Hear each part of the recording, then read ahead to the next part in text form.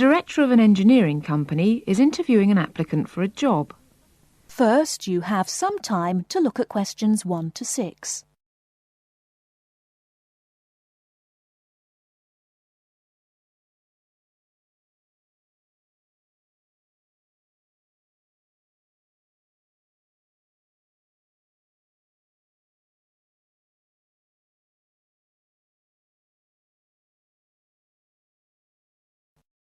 Now we shall begin.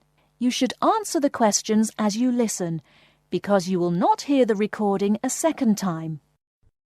Listen carefully and answer questions 1 to 6. Good morning. It's Mr. Robinson, isn't it? Have a seat. Stephen Robinson. Yes. Is that S-T-E-V-E-N or P-H? It's V. OK. I've got your letter of application, but I need a few more details for the file. Now, you're from Manchester. What exactly is the address? Yes, it's Dynevor Gardens, that's D-Y-N-E-V-O-R, Prestwich. Thanks. And telephone? Well, it isn't mine, it's the landlord's, but I can be contacted. It's 483-250. Uh-huh. The landlord lives in, does he? Well, he has the flat downstairs, and he's a friend of the family anyway. I see. OK. According to your letter, I imagine you were born in, let me see, 1960? 61. Right. And the date? 12th of July. Thank you. And I believe you're married. No, I'm getting married, but not for a few months. Oh, sorry. Well, I mean, congratulations. Is it going to be in Manchester? Well, no, actually. My fiancée's from Wales, so we're getting married in her home village, near Bangor. Oh, how nice. Now, as you know, when you apply for a post with Williams Engineering, we need to find out a few things about both your academic background and more recent work experience, the latter being especially important in respect of this rather specialised position in the area of water management. First of all, A-levels. Yes, I've got 3. Geography, maths and physics. Geography, maths and physics. OK. Before you hear the rest of the conversation, you have some time to look at questions 7 to 10.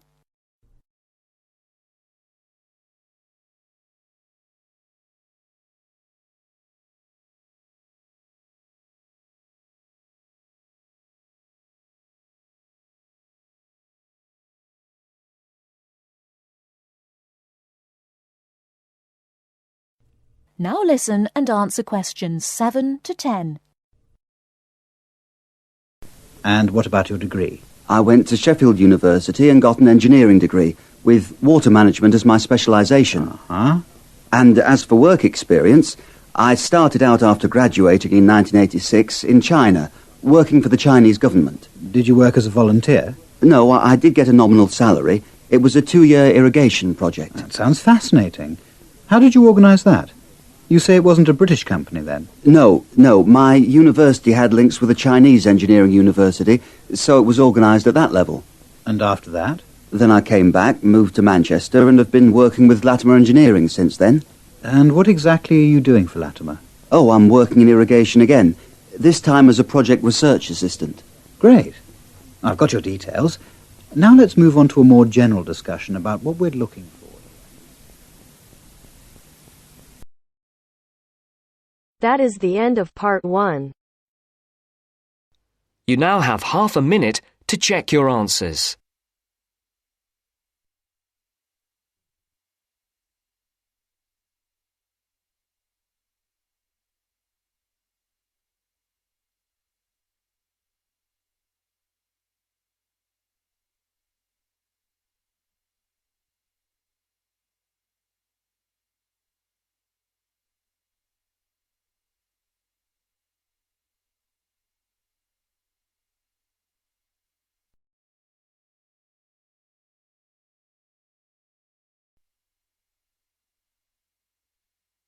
Now turns to part 2.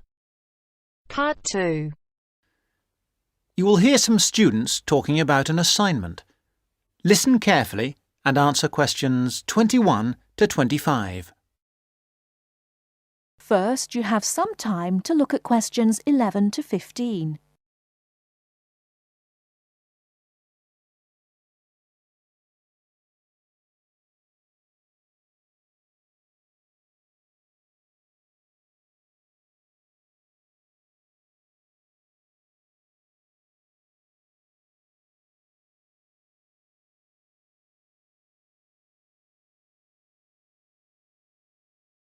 Now, listen carefully and answer questions 11 to 15. Hello, Tom. Hello, Anne. What have you been doing? Oh, just sitting around, catching up with some reading. I've had a great time.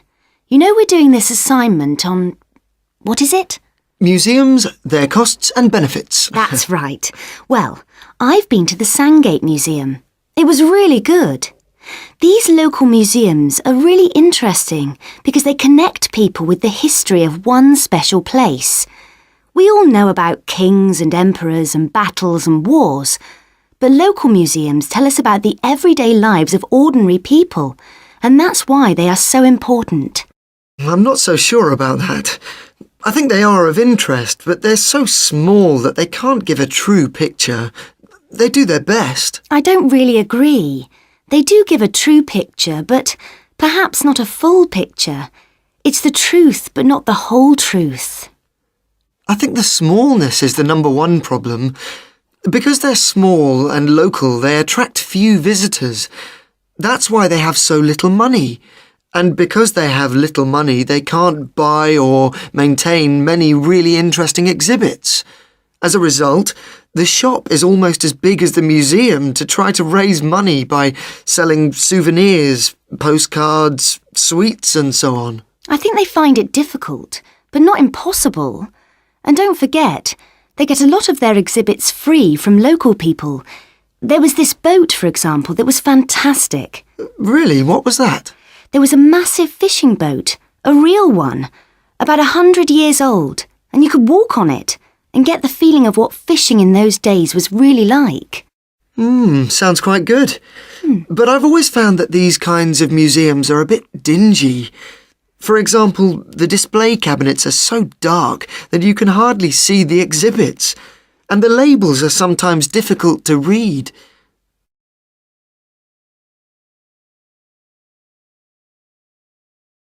Before you hear the rest of the talk, you have some time to look at questions 16 to 20.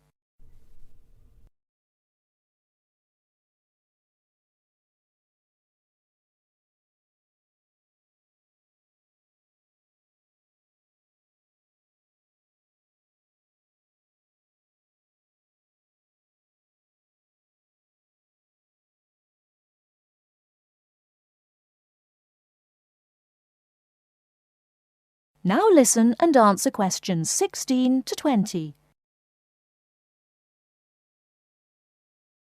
So coming back to our assignment, what we've got to decide is whether these museums should be funded by the government or just by local people. I think it depends entirely on what kind of museum it is. How do you mean? Well, take local history museums. They are small, so they won't survive without financial support. But that should come from the local authority, since only people in that area or tourists will visit it. I agree, but what about big natural history museums? Surely they should get money from the central government. Why? Children who want to learn about nature can go out into the countryside with their school teachers. They could survive from donations, and they get loads of visitors anyway. The state should spend more on science museums, since not enough people are studying science these days. I'm not so sure, but I do think a sort of museum which should not get public funds is the craft museum. Yes, like museums of cotton weaving.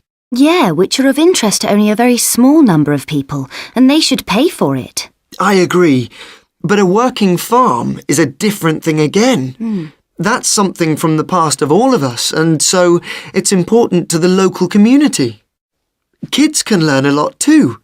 That's the sort of thing that the local government should be spending its money on. Yes, I agree. Well, I think we've got plenty of ideas for our assignment.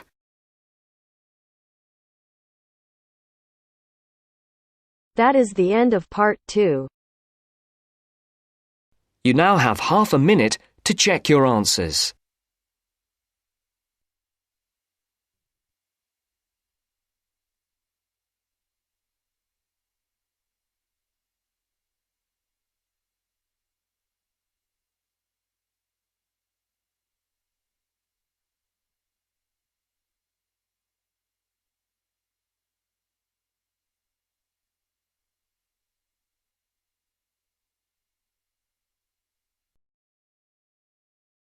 Now turns to Part 3. Part 3. First, you have some time to look at questions 21 to 26.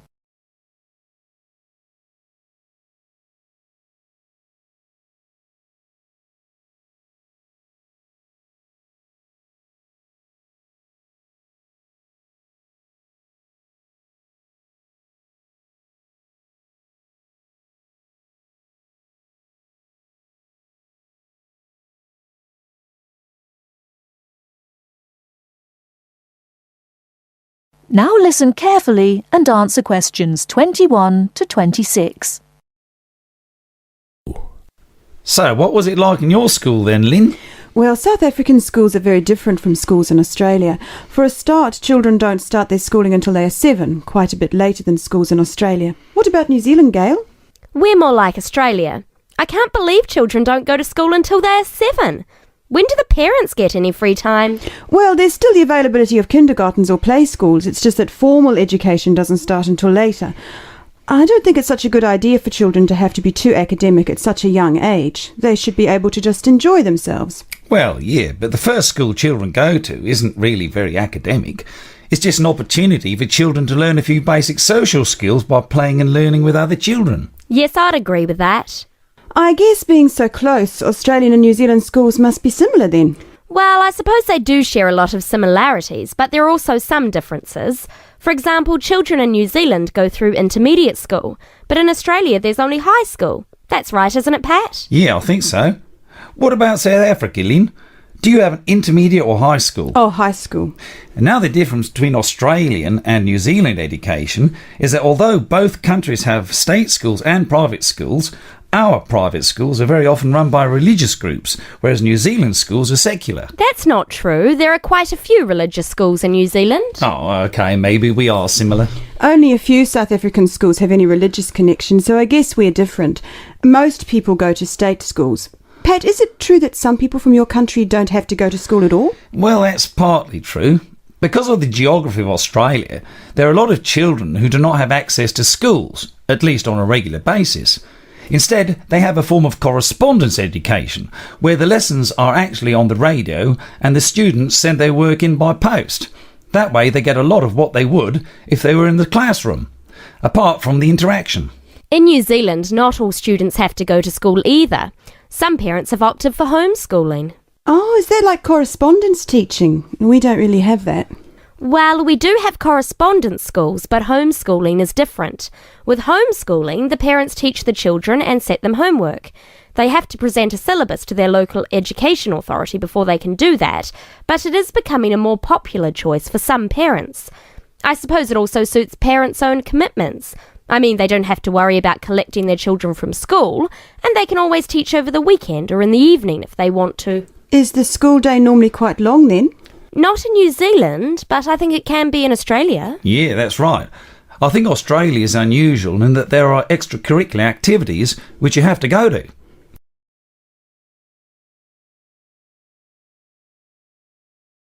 Before you hear the rest of the talk, you have some time to look at questions 27 to 30.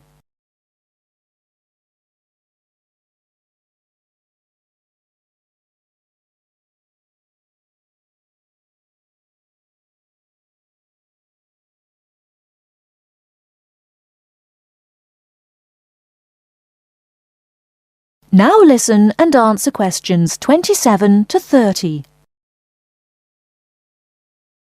These are normally sport activities, but there are a few other options. We have activities after school for any student that is interested, but they aren't compulsory.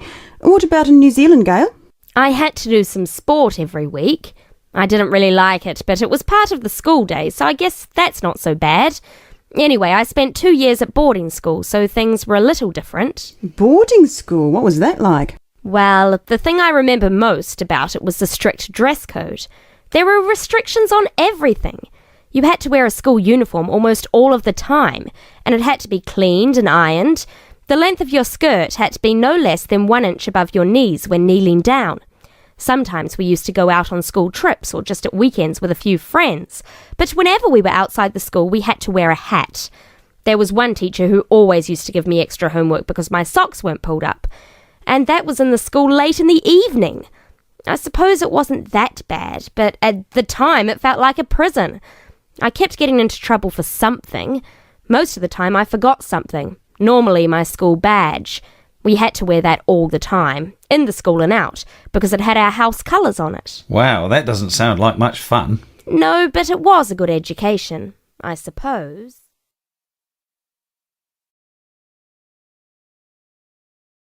That is the end of part 3. You now have half a minute to check your answers.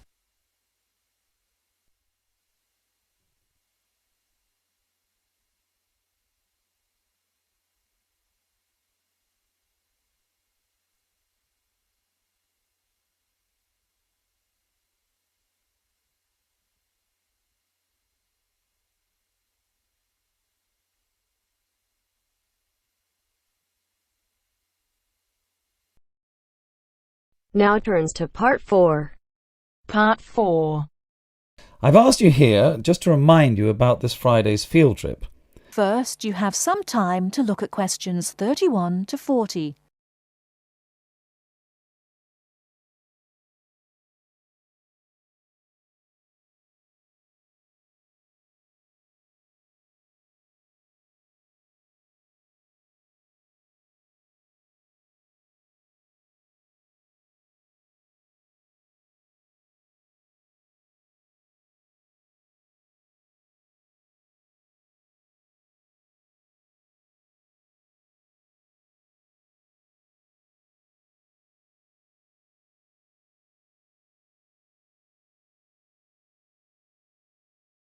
Now listen carefully and answer questions 31 to 40.